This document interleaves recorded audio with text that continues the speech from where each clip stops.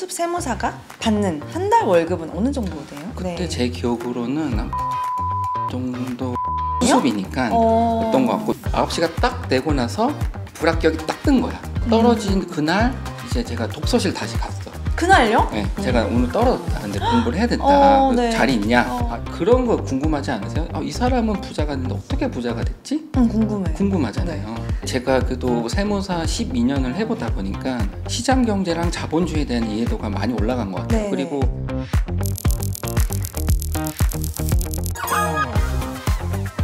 일과 돈에 대한 솔직한 이야기, 일의 기쁨과 슬픔 시작해 보겠습니다. 일을 하고 돈을 벌면 반드시 따라오는 게 있죠. 바로 세금인데요. 종합소득세부터 연말정산, 부동산 세금까지 생활 밀착형 세금을 상세하게 알려주시는 12년차 세무 전문가이자 세무 영상보다 라면 먹방 조회수가 더 높은 먹방 유튜버이기도 하신 세무사 문재환님을 모셨습니다. 네. 와, 반갑습니다. 반갑습니다. 안녕하세요. 저는 그 문재환 세무사라고 하고요. 네, 본업은 이제 와니TV 먹방로 하고 있고 부업으로 세무사 하고 있습니다. 뭐 본과 부가 살짝 바뀐 것 같은데요. 그 와니TV 채널이 라면 먹방 조회수가 훨씬 높더라고요. 네, 정말 높은 거는 거의 60만? 맞아요. 그 와이프 좀 도움 받아서 한 60만 나왔을 것 같고. 네.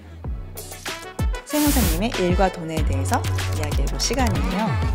통장 그래프인데요. 이 가로축에는 세무사님이 여태까지 걸어오신 커리어가 가로축에 있고요. 세로축은 통장의 기쁨과 슬픔의 정도를 표현을 해주시면 됩니다. 2004년에 그 N사 넷띠앙에 취업하시면서 사회생활을 시작을 하셨는데 넷띠앙이 어떤 회사인지 사실 저는 알아요. 아는데 요즘 분들은 모를 수 있어요. 그래서 어떤 회사인지. 넷띠앙은 지금으로 치면 그 당시에 네이버? 포털 같은 거였죠. 처음에는. 포털사였고 저는 이제 원래 그 숭실대 기계공학과를 전공했거든요. 1학년 때 C 프로그램이라고 프로그래밍 수업을 들었는데 너무 재밌는 거예요. 원래 숭실대가 그 컴공 수업 유명하잖아요. 되게 유명하죠. 그래서 프로그램 수업을 듣고 너무 괜찮다. 그래서 뭐 기계공학과 공부보다는 이제 컴퓨터 공부를 했죠. 그러다가 이제 그 첫 취업을 넷띠앙이라는 회사에 이제 취업을 하게 된 거죠. 제가 그 메일 호스팅 팀이라고 거기 입사를 했었어요.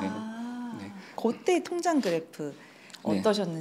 제가 정확히 기억은 안 나는데 한 200 정도인가 한 250 그 사이로 아마 받았던 것 같아요. 그러니까 당연히 기쁘죠. 요 정도로 시작하면 될 것 같고. 그다음에 사진 한번 볼까요, 저희? 어머. 너무 귀여우세요. AX 저는 사실 그 옷 브랜드 모르거든요. 근데 어머니가 이거 이런 거 하나 입어야 된다. 그런가 해서 탔던 옷이었던 것 같고. 그러면 이제 넷띠앙에 취업하셔서 프로그래머로 일을 하신 거잖아요. 개발 일은 적성에 잘 맞으셨나요? 너무 재밌었어요. 사실은 제가 호기심이 되게 많거든요. 그리고 뭔가 딱딱 떨어지는 걸 되게 좋아했던 것 같아. 내가 생각했던 거를 코딩으로 이제 나타나니까 너무 재밌었던 것 같고, 내가 사회에 기여하고 내가 돈을 받는 느낌. 내가 내 자리가 생겼다. 첫 회사에서. 그러니까 재밌었던 것 같아요. 한 3년 정도 다니셨네요? 3년 넷띠앙이라는 회사가 그 당시 어려웠거든요. 급여를 이제 거의 이제 못 받는 시기가 왔었어요. 회사가 맞아요. 그래서 기쁨에서 돈 못 받았으니까 이제 이렇게 나왔겠죠. 어쩔 수 없이 이제 이직을 해야 되니 그때 이제 지원을 해서 이제 들어갔던 게 대신정보통신이라고 취업을 해서 다시 기쁨. 다시 또 올라가셨고. 그 다음에 이제 2007년에 건국대학교 부동산 일반대학원으로 석사 진학을 하셨는데 그때 사진도 한번 볼게요. 요때. 이거 약간 회사 다니고 지금 얼굴이 이제 나오네요. 지금 얼굴 나오나요?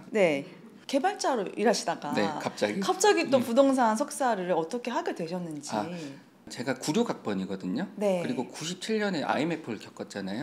그쵸. 그러니까 이제 그때 모든 사람들이 느꼈겠지만 평생 직장이란 건 없다라는 걸 이제 당연히 이제 이해를 했고, 그다음에 제가 원래 돈을 벌어야 되겠다는 생각을 당연히 했을 거잖아요.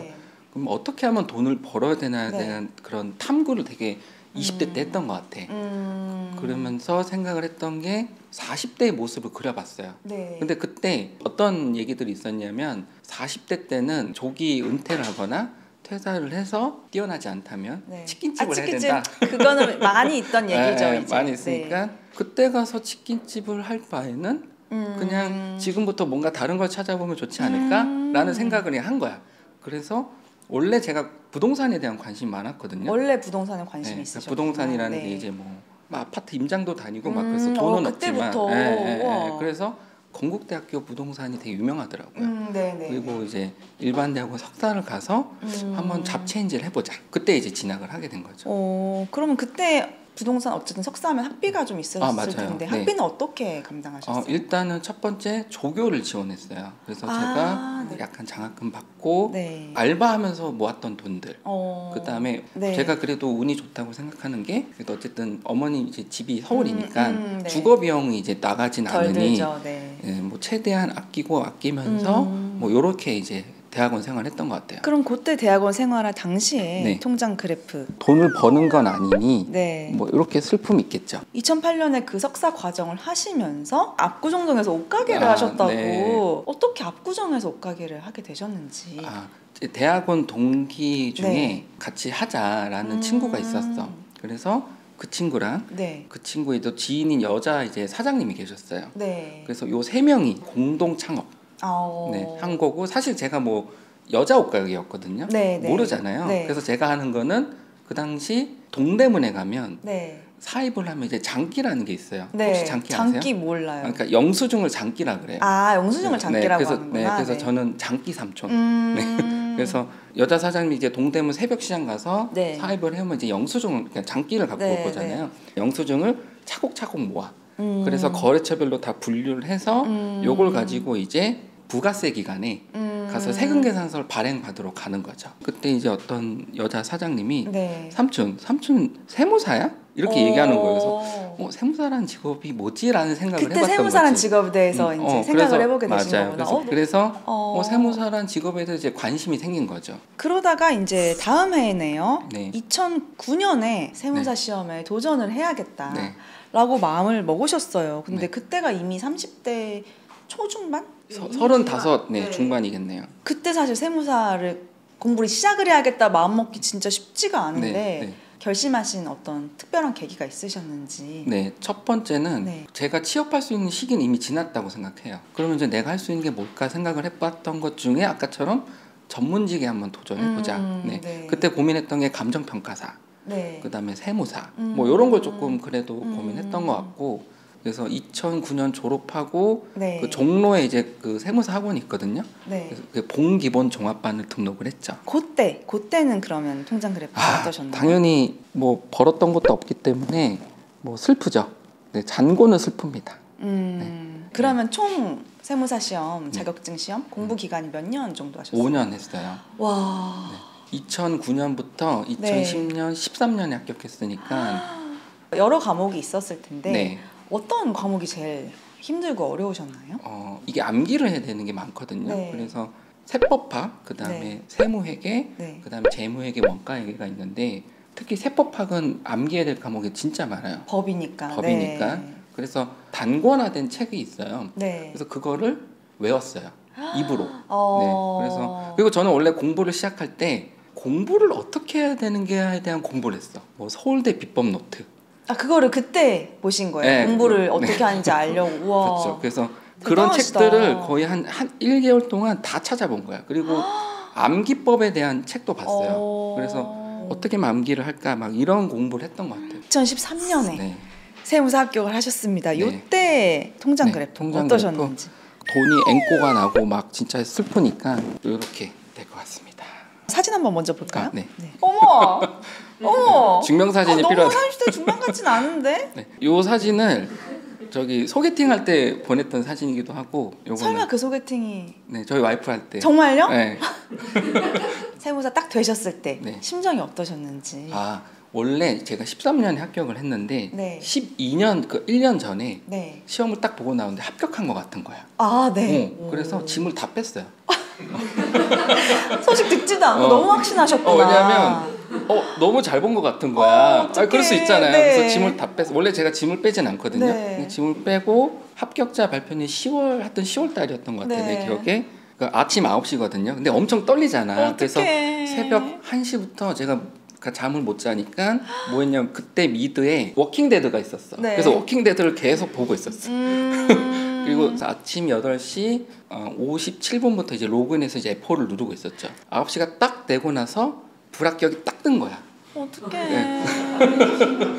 그때 이제 눈물이 이제 저는 이제 사실은 눈물이 쫙 나는 거예요. 근데 이제 저희 어머니가 거실에서 이제 아침 드라마 보고 계셨거든요. 네. 당연히 이제 귀는 이쪽에 있으셨겠죠. 네. 그래서 제가 문을 열고 나가서 어머니 저 떨어진 것 같다. 네. 네, 이렇게 하고 다시 와서 잠깐 한 10분, 20분 잠깐 마음을 다스리고 그리고 나서 이제 책가방을 싸고 연락을 했어요. 그때 같이 공부했던 친구들한테 연락을 네. 해서 합격한 친구들이 있을 거잖아요. 네. 그래서 그날 저녁에 만나자. 그래서 너는 어떻게 합격했니? 라는 걸 물어보고 싶었어. 그날요? 저는 이제 항상 긍정적이니까 나는 왜 떨어졌을까를 분석해보고 싶었던 그거를 그날 거야. 바로 당일에. 그래서 듣고 떨어진 그날 이제 제가 독서실 다시 갔어. 그날요? 네. 짐을 챙기고 독서실 가서 제가 오늘 떨어졌다. 근데 공부를 해야 된다. 네. 자리 있냐? 요 자리 있는데 아무도 선택 안 한다. 그 문 가까이 있는 그런 자리 있잖아요. 그래서 거기부터 다시 시작했죠.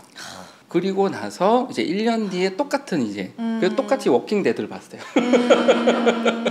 워킹 데드를 보고 8시 57분부터 이제 F4를 눌렀는데 합격 뜬 거야. 네. 5년간의 그 생활이 딱 지나가요. 정말 파노라마처럼 쫙 지나가요. 네. 그러면서 이제 다시 문을 열고 어차피 우리 어머니 또 아침 드라마 보고 계세요. 네, 또 네. 네. 저 합격했다. 그래서 껴안고 한 울고 울었습니다. 너무 좋으셨겠다. 네. 보통 이제 합격한 다음에 세무사도 수습 기간 이런 게 있나요? 네. 어느 정도예요? 6개월 정도 합니다. 수습 세무사가 받는 한 달 월급은 어느 정도 돼요? 그때 그렇게 높지 않았어요. 그때 네. 제 기억으로는 한 100만 원 정도 100만 원이요? 수습이니까 했던 것 같고 요새는 그게 이제 조금 그래도 최저임금 이상으로는 다들 하는 것 같고. 네. 그러면 수습으로만 들어가서 일하시고 네. 수습 끝나고 바로 개업을 했습니다. 바로 개업을 하셨네요. 그러면 요때 통장 그래프 어떤지. 네. 수습했으니까 이렇게 정도는 왔던 것 같습니다. 바로 이제 개업을 하신 네. 이유가 있으셨을까요? 세무사라는 직업이 네. 뭐 근무 세무사도 나쁘지 않지만 저는 개업을 해서 돈을 좀 벌자라는 생각을 좀 했었고 빨리 벌고 싶으셨구나. 네, 좀 늦게 시작한 만큼 맞아요. 빨리 벌자. 그리고 그걸 좀 한 거는 세무사를 공부하다 보니까 네. 시장 경제에 대해서 이해를 하게 된 거야. 그리고 자본주의에 대해서 조금 더 깨달은 게 있고 네. 근로소득자보다는 사업소득으로 돈을 벌 수 있겠다는 생각을 하다 보니 네. 이제 개업을 좀 하게 된 거죠. 그래서 네. 바로 개업을 하셨고 네. 그게 보통 보편적인 선택이에요? 아니면 되게 도전적인 선택이었나요? 보통 개업을 많이 하세요. 그래요? 네, 네. 근무세무사 하시는 분도 있는데 네. 보통 좀 나이가 있거나 저처럼 이제 이렇게 어느 정도 사회 경험이 있는 친구들은 개업을 좀 하죠. 그 세무 관련 프로그램을 개발하셨다는 얘기를 들었어요. 네. 일단은 개발자 DNA가 있다 보니까 네. 그러니까 이제 뭔가 개발을 통해서 생산성을 높이거나 뭔가 좀 다른 어떤 것들을 좀 하는 거에 대한 관심이 많다 보니 네. 세무사 이제 개업을 해서 아무래도 저도 사무실을 운영하고 이 분야를 보니까 초노동 집약적 산업이더라고요. 이 세무라는 업계가 그래서 이 초노동 집약적인 산업에서 부가가치를 어떻게 하면 높일 수 있을까라는 생각을 하게 됐고 네. 그럼 당연히 IT의 도움을 받아야 되겠다. 근데 당연히 IT 개발자다 보니까 저는 이제 기획 같은 걸 할 수가 있죠. 왜냐하면 네, 도메인에 대한 이해도도 있고 네. 개발에 대한 이해도도 있으니까 이제 그런 식으로 해서 조금 개발을 시작을 하게 됐고 고객이 이제 비즈니스 인텔리전스라고 해서 왜 우주선이 발사가 되면 네. 관제탑에서 현재 우주선의 발사 속도와 네. 위치 이런 거를 이제 관제탑에서 모니터링 하잖아요. 네. 경영에도 이런 게 필요한 거죠. 그래서 네. 현재 기업의 매출이 얼마고 비용이 얼마고 나는 얼마를 벌고 있고 네. 그래서 이 제품의 원가는 얼마고 이제 이런 것들이 궁금하잖아요. 경영자들은. 네. 그러면 이제 이런 것들을 모니터링 할 수 있는 거를 시각화해서 보여주는 게 비즈니스 인텔리전스라는 어떤 분야인데 네. 이제 이런 것들을 좀 더 편하게 보여줄 수 있는 프로그램 이렇게 보시면 될 것 같고 거기에 이제 뭐 데이터나 이제 이런 것들이 좀 차곡차곡 쌓이게 되면 또 활용할 수 있는 분야가 많거든요. 그러면 그 프로그램 개발하신 게 통장에 어떤 기쁨에 영향을 미쳤는지 미치죠. 왜냐하면 어떻게 보면 프로그램 개발은 투자를 해서 나중에 이제 기대되는 이익이라는 게 있으니까 네네. 투자 당시에는 당연히 슬프죠. 내려갔다가 이제 이렇게 이제 올라가겠죠. 그러면 이제 개발 당시에는 내려갔으나 네. 그 후에는 이제 그 프로그램의 도움을 받으면서 네. 올라갔다. 맞습니다. 네. 내가 세무사로 일하면서 그래도 내가 돈값을 했다라고 느꼈던 순간이 있으셨나요? 예를 들어서 특히 컨설팅 업무를 할 때 네. 뭐 상속세, 증여세, 뭐 아니면 법인에서 뭐 이런 이익잉여금이나 이런 것들을 컨설팅을 하는 게 있거든요. 이제 이런 컨설팅이라는 게 조금 절세를 좀 크게 해드릴 수가 있어요. 그러면 당연히 고객도 만족. 저도 이제 관련해서 이제 컨설팅을 크게 해드렸으니 관련된 수수료 이런 걸 이제 받다 보니까 아껴준 만큼 내가 그렇죠. 버는 돈도 맞아요. 커지는. 네, 그래서 서로 행복한 거죠. 그러면은 그런 업무 같은 경우엔 다루는 돈의 몇 %를 받는다 이렇게 하는 건가요? 맞아요. 뭐 그 여러 가지 방식이 있는데 뭐 타임 차지로 일할 수도 있고 보통은 이제 이 정도 절세가 됐으니 이 정도 뭐 10%, 20% 이런 식으로 퍼센테이지로 청구를 그럼 해드리죠. 절세된 거의 퍼센테이지인 거예요? 그러면 세무사로서 나의 강점은 무엇이라고 생각하시는지? 저는 제가 건국대학교 부동산 학과를 다녀서 뭐 열심히 공부했다기보다는 그런 도메인을 이해한 거죠. 부동산이란 이 비즈니스가 이렇게 돌아가는 걸 이해를 하니까 그런 부분들이 지금 저에게 되게 큰 도움이 되고 있어요. 대부분 세금을 고민하신 분은 자산가가 많거든요. 근데 이제 대부분 또 우리나라의 보유 비율이 부동산이 많잖아요. 당연히 부동산과 관련돼서 이해 폭이 아무래도 넓고 또 전공을 했다 보니까 다양하게 이제 솔루션을 제시할 수가 있는 거죠.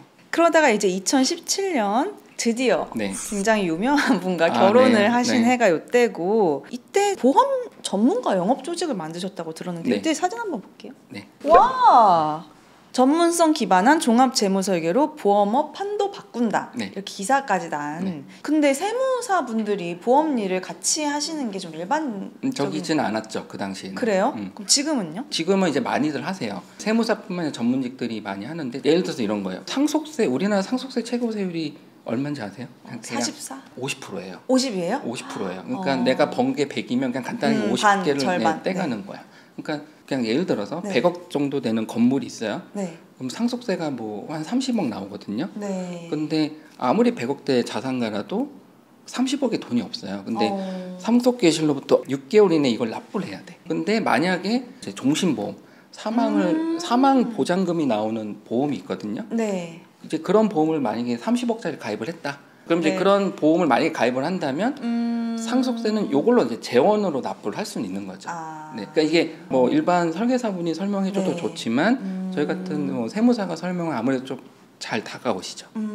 이제 보험 조직은 뭐냐면 전문가들이 이 시장에서 조금 더 영역을 넓히면 좋지 않을까라는 생각을 해서 2017년에 세무사, 변호사, 간평사, 노무사, 회계사 이런 분들한테 보험 설계사를 하면 좋지 않을까라는 어떤 조직을 만들고 제가 관리자 역할을 한 거죠. 그럼 세무사님처럼 어떤 전문 자격증을 가지신 분들을 모아서 그분들이 또 보험을 같이 하실 수 있도록 세일즈 할 수 있게끔 도와주는 어떤 조직 같은 거를 세팅한 거죠. 보험 전문가 영업 조직까지 만드셨는데 이거는 얼마나 재환님의 통장을 기쁘게 했는지. 너무 행복합니다. 역시 보험인가? 지붕을 갑자기 이때 또 평생에 가장 중요한 일은 결혼까지 골인을 하셨어요. 맞습니다. 이때 사진 한번 볼게요. 여기 어디예요? 야외 결혼식 너무 좋다. 제주도. 제주도에서 하셨구나. 제가 원래 고등학교를 또 제주도에서 나왔거든요. 그래서 너무 예쁜 이 결혼식 장면. 근데 그리고 사실 뒤에 결혼 사진을 액자에 이제 넣어서 가져오셨는데요. 이 해 소개팅을 하신 거잖아요. 2013년 합격하고 이제 30대 중반이니까 이제 반려자를 찾아야 되겠다. 근데 생각을 해보면 30대 후반에 친구한테 가서 나 소개 좀 시켜줘. 이게 이제 안 되는 거죠. 30대 후반에 이 친구한테도 민폐고, 또 뭐 그것도 쉽지 않고. 2017년에 이제 제가 아는 이제 지인이 소개시켜 준다는 거예요.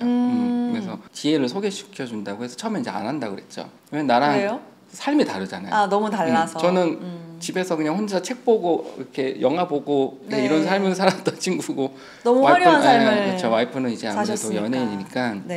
그래도 근데 또 생각을 해보는 게 굳이 또 뭐 안 만날 이유는 없겠다. 그래서 만날게 하고 제가 그러면 형 사진 좀 보내줘 해서 그때 그 사진 보냈어요. 그 사진 보내셨고 결혼하고 통장 그래프. 약간 이제 집도 뭐 하고 하니까 이제 슬프죠, 약간. 지출이 많으셨다. 그쵸. 그래서 또 결혼 후에 돈 관리가 중요하잖아요. 맞아요. 네. 결혼 후에는 돈 관리는 그럼 어떻게 하고 계세요? 각자 이제 당연히 조금 각자 이제 관리를 했었고. 근데 전문가시잖아요. 네. 아무래도 숫자 쪽은 맞아요. 세무사님이 강하실 네. 것 같은데. 와이프도 이제 수입이 이제 결혼하고 나서부터 이제 조금씩 계속 이제 올라가고 있었고, 저도 이제 어느 정도 이제 계속 경제 활동을 하니까 제가 서로 올라가는데, 네. 제가 아까 이제 부동산에 대한 관심이 많고, 네. 재테크에 대한 관심도 많고, 네. 그리고 와이프도 부동산에 대한 어떤 이해도에 대한 관심도 많았고, 네. 그래서 제가 항상 브리핑을 했죠. 와이프야, 요런 게 있다. 여기 가면 요런 게 있는데 요게 대출이 되니 요걸 해서 요렇게 한번 해보자. 그럼 각자 관리를 하되 저는 이제 조언을 하죠. 그리고 와이프 세무를 제가 하고 있기 때문에 네, 어떻게 보면은 모든 걸 제가 다 지고 있습니다. 그러네요. 네. 그러면 부부 사이에 어쨌든 경제권은 한 명이 가지게 되잖아요. 네. 주로 하는 사람. 맞아요. 어느 성향의 사람이 가지는 게 더 맞는 것 같으세요, 세무사님은? 당연히 이제 경제적으로 조금 그래도 관심이 많은 사람, 좀 그래도 계획적으로 이걸 실천할 수 있는 사람이 하는 게 맞는 것 같아요. 최근에 유튜브에서 봤는데 부부끼리 생활비를 계좌이체를 해도 네. 증여세가 발생한다고 봤는데 진짠가요? 맞아요. 이게 증여는 기본적으로 부의 무상 이전이에요. 네. 그러니까 대가가 없는 거야. 돈이 그냥 간 거예요. 그래서 생활비도 사실은 증여예요. 그래요? 근데 증여에서는 판례에 보면은 생활비 기타 사회통념상 인정되는 가액의 생활비는 비과세를 하는 거예요. 증여는 맞지만 네. 이거는 비과세를 할게라는 어떤 사회적 통념이 있는 거예요. 사회적 합의. 누가 봐도 이거는 사회적으로 봤을 때 생활비라는 로스였다. 개념이면 문제가 네. 없고, 네. 근데 이제 예를 들어서 이제 우리가 생각하는 그런 거보다 뭐 큰 돈 1억을 이체했다 이런 것들은 이제 증여로 볼 수 있죠. 왜냐하면 1억을 받아서 이 돈을 가지고 만약에 부동산을 산다. 그럴 수 있으니까. 어떤 등기 등록을 요하는 네. 자산을 사면 자금 출처에 대한 문제가 생기거든요. 그럼 이 돈 어디서 났어요? 그러면 뭐 배우자가 증여했네요. 그럼 증여세 과세하겠습니다가 나오는 거고. 근데 과세를 하려고 봤더니 부부간엔 6억까지가 공제예요. 6억까지는 공제가 되니 세금은 안 내는 거죠. 네. 네, 그렇게 이해하시면 되고, 여기서 이제 알아야 되는 게 내가 마음속으로 증여를 했다고 해서 그게 증여는 아니에요. 그게 신고를 해야 돼요. 신고를 해야 6억을 공제받거든요. 그리고 증여라는 건 원래 계약서를 써야 돼요. 네. 상호간에 내가 당신에게 이렇게 증여하겠다. 네. 이제 이런 계약서가 있고 신고를 해야 아까처럼 6억이라는 공제를 받는 거지. 원칙상으로는 공제 혜택이라는 거는 신고를 해야 된다. 그래야 이제 10년간에 이제 이런 게 있는 거죠. 그런 다음에 이제 또 와니TV. 네. 와니TV를 2020년부터 시작을 하셨어요. 요때 통장 그래프 요때는 어떻게 되시는지. 와니TV가 뭐 엄청 수익을 나진 않지만 그냥 기쁨으로 보자면 이런 정도일 것 같습니다. 유튜브와 방송 출연이 세무사님의 통장을 기쁘게 해줬는지. 그게 있죠. 왜냐면 예를 들어서 와이프 덕분이긴 하겠지만 어쨌든 알려진잖아요, 제가. 그러니까 네. 당연히 고객들도 세무 고객도 많이 오나요? 뭐 오기도 하고 문의도 오고, 그리고 이렇게 첫 대면 했을 때도 해서 이제 앉으라고는 하죠. 앉아보세요. 이제 예를 들어서 만약에 한다면. 네. 그리고 2023년에 보험 대리점 사업을 본격적으로 시작하셨더라고요. 요때 통장 그래프는 어느 정도?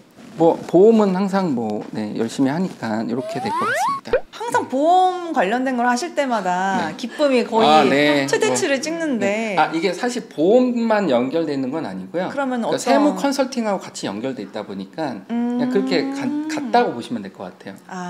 그러면 사실 세무사만 하셔도 되는데 보험 대리점 사업까지 하신 이유는? 이때 제가 그래도 세무사 12년을 해보다 보니까 뭐 누구나 부자가 되고 싶잖아요. 저도 마찬가지고 시장 경제랑 자본주의에 대한 이해도가 많이 올라간 것 같아요. 그리고 그런 거 궁금하지 않으세요? 이 사람은 부자가 됐는데 어떻게 부자가 됐지? 궁금하잖아요. 근데 세무사는 이런 것들이 자연스럽게 습득이 되는 거예요. 왜냐하면 이 분야는 돈을 어떻게 벌고 있고 이분은 어떻게 돈을 벌었고 들어오다 보니까 이게 이렇게 해서 돈을 번다는 이제 생각들이 이제 점점 확대되고 그러다 보니까 노동소득보다는 자본소득이나 사업소득이 더 빠르다라는 걸 이제 인지를 한 거고 큰 돈 벌려면 맞아요. 그러다 보니까 이제 이런 것들을 좀 해보는 거죠. 그러면 이제 24년에 다솔 세무법인의 LG점의 파트너 세무사가 되셨어요. 요때 통장 그래프는 어디쯤인가요? 아 이제 이때는 그냥 이렇게 계속 간다고 보고 갔습니다. 아 기쁨의 최대치에서 쭉 이렇게 가시는데 항상 기쁩니다. 이제 2025년으로 드디어 왔습니다. 현재 이제 세무사로서 관심 있는 분야라든지 좀 확장하고 싶은 그런 분야나 영역이 있으신가요? 상담을 하다 보니까 몇 년 전부터 해외 부동산이나 뭐 미국 주식 투자나 이제 이런 쪽에 관심 있는 자산가들이 많이 생겼고 해외 자산에 투자를 하시는 분들이 많으세요. 근데 그런 분들의 고민은 미국에서도 세금 문제가 발생하고요. 한국에서도 당연히 세금 문제가 발생할 수밖에 없거든요. 그러면은 양쪽에서 세금 문제를 어떻게 이해를 하고 뭐 세금 내야 될 건 내고 뭐 공제 받을 거 받고 그다음 전략을 어떻게 짜야 되는지에 대한 고민들을 많이들 하세요. 그런데 그런 부분들을 해결해 줄 수 있는 세무사가 필요하겠다. 그 저도 관심이 많다 보니까 그래서 앞으로 이제 좀 진출하고자 하는 방향은 크로스보드, 이 분야를 크로스보드라고 하거든요. 아 그런 분야 이름이 따로 있구나. 이 영역을 어떤 전문가로서 조금 매진하고 싶은 게 제 꿈입니다. 이게 계획을 얘기하면 사실은 이제 좀 그렇긴 한데 미국 회계사를 좀 준비하고 있거든요. 지금 하고 계세요? 네, 새벽 5시에 일어나서 정말요? 이제 강의를 좀 보죠. 강의 들으시고? 강의 들으시고 조금 더 전문적으로 하면 좋겠다. 그리고 그 나라를 이해하기 위해서는 법과 시스템을 이해하는 게 첫 번째라는 생각을 해봤어요.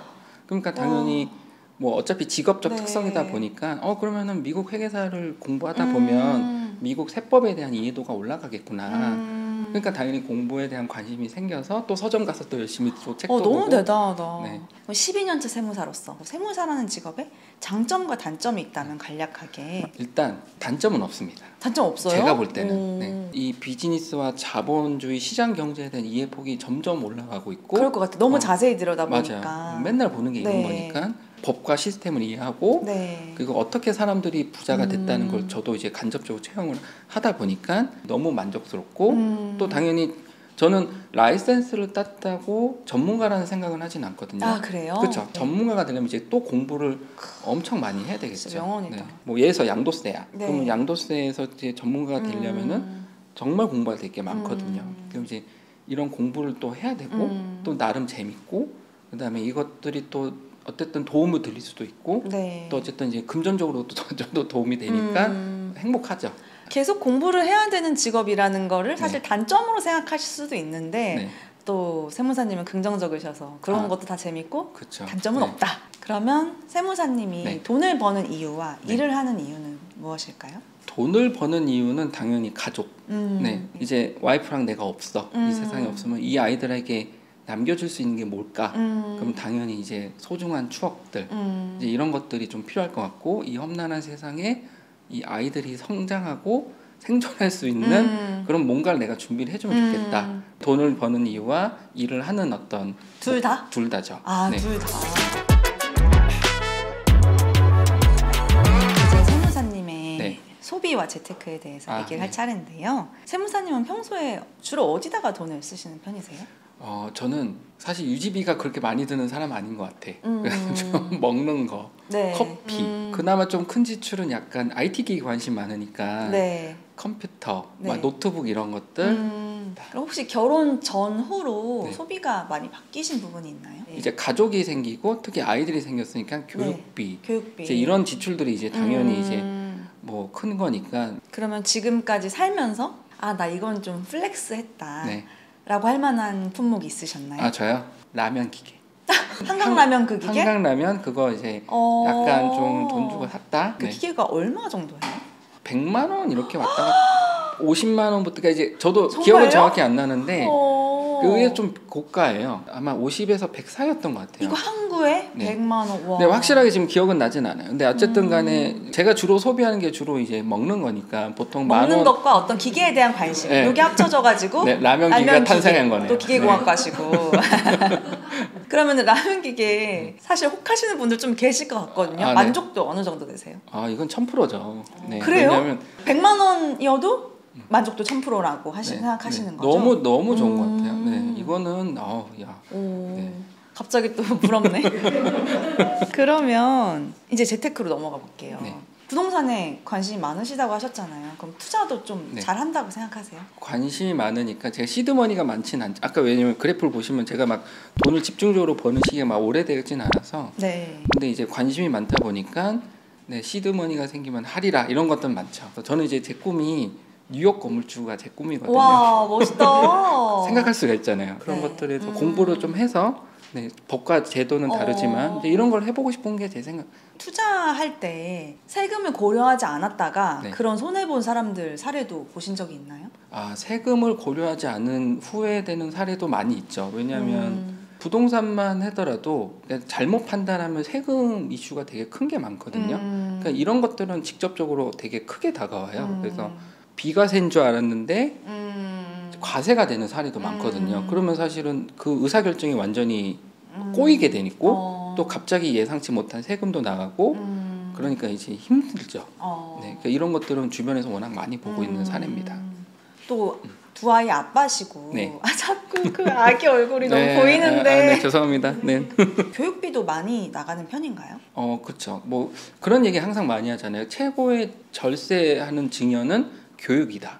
왜냐면 교육에는 세금이 없거든요. 네. 그러니까 이 아이들이 성장을 해서 되게 뭔가 많은 경험을 통해서 세상을 바라볼 수 있는 시각이 높아진다면 네. 그거에 대한 투자는 전혀 네. 아깝지 않다라고 생각. 그러니까 이 친구들이 세상을 이제 홀로 남겨졌을 때 살아갈 수 있는 교육이라고 네. 생각하거든요. 그러니까 그런 것들은 당연히 아깝지 않고, 그리고 아까 이 친구들을 위해서 미래에 뭘 해야 될까라는 고민을 해보는 거죠.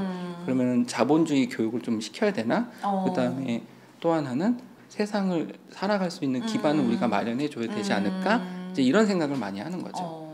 일상생활에서 네. 우리가 모르고 있는 절세를 할 수 있는 팁 네. 같은 게 혹시 있다면 알려주실 수 있으세요? 세상이 다 그렇지만 원칙이라는 게 있고 네. 예외라는 게 있잖아요. 네. 근데 절세 원칙은 증빙을 잘 챙기고 증빙을 잘 챙겨라. 네. 이게 가장 기본적인 거거든요. 네. 근데 이제 가끔씩 그런 질문을 하세요. 뭐 현금으로 뭘 사면 뭔가 할인을 해주니까 이런 게 더 좋을까요? 아니면 뭐 예를 들어서 이런 문의를 하신다면 네. 그러니까 이제 이 쓰는 사람 입장에서는 이분의 세율이 있거든요. 예를 들어서 현금으로 할인을 해서 뭐 10%가 할인된다라고 했을 때, 근데 신용카드나 이제 어떤 적격 증빙을 쓰게 되면 내가 세율이 만약에 40%야. 네. 네. 난 비용 처리하면서 40%의 이제 혜택을 보는 거죠. 네. 이런 생각들을 좀 하시면 판단에 이제 근거가 좀 되지 않을까라는 생각이 있고, 증빙을 잘 챙기라는 거는 어차피 써야 되는 돈들은 있잖아요. 네. 근데 그런 부분들을 조금 더 효과적으로 챙기시면 좀 낫지 않을까. 또 하나는 직장인이라도 공제 혜택을 받을 수 있는 것들이 있어요. 네. 뭐에서 뭐 연금 저축이라든가 뭐 IRP라든가 뭐 월세세 공제라든가 이런 것들은 스스로 챙겨야 되는 것들이거든요. 그럼 이런 것들은 당연히 기본적으로 어느 정도 내가 알고 있어야 내가 챙기거나 뭔가 좀 의사결정하는 데 도움이 되니까 그래도 관심을 가지고 뭐 공부를 해보시면 나쁘진 않죠. 우리의 일상에서 생기는 돈 고민을 게스트분들과 함께 고민해보는 시간인데요. 오늘 고민은 내 집 마련에 대한 고민입니다. 안녕하세요. 서울에서 직장 생활을 하고 있는 신혼부부입니다. 저희에게 현금 1억이 있고요. 부부가 합산 소득이 월 1,000만 원 정도예요. 4달 후에 전세 만기일이라 다음 집은 사거나 다시 전세로 들어가야 하는데 서울에서 내 집 마련을 하려면 10억 원 있어야 하잖아요. 최대한 눈을 낮춰서 8억대의 집을 사볼까 고민 중인데요. 내 돈이 1억밖에 없는 이 시기에 집을 사는 건 도박일까요? 전 월세로 이사 다니는 것도 지치고 주식이나 코인 투자를 잘 하는 것도 아니라서 똘똘한 한 채라도 잘 구매하고 싶은데 몇 억대를 대출을 받자니 가슴이 답답합니다. 어떻게 하는 게 좋을까요? 네.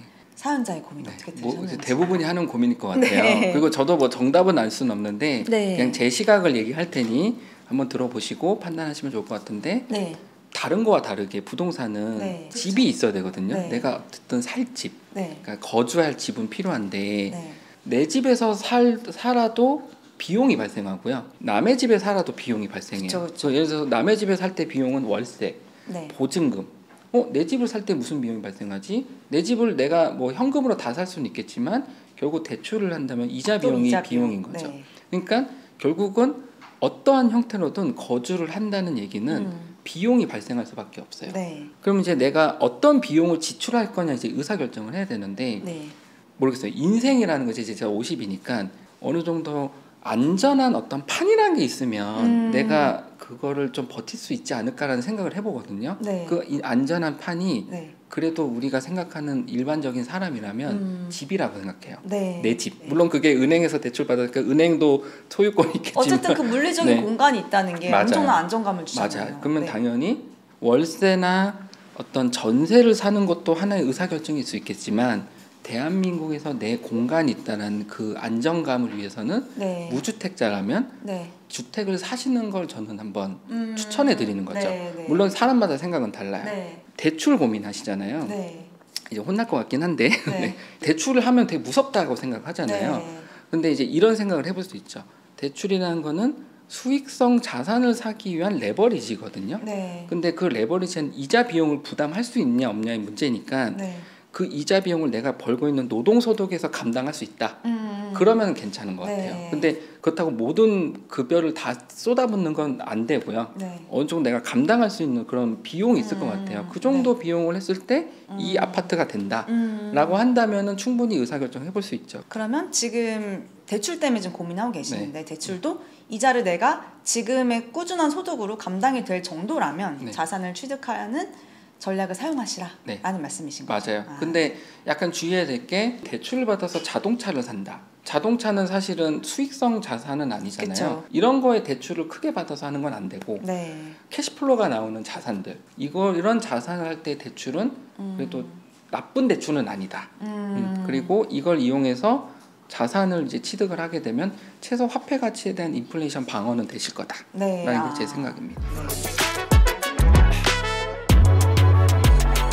제가 게스트 분들께 읽어주고 싶은 네. 책의 한 구절을 소설의 한 구절을 읽어주는 순서예요. 오늘 이제 세무사님의 그 가로축 인생 축을 보고 생각난 소설이 네. 있어서 네. 가져와 봤습니다.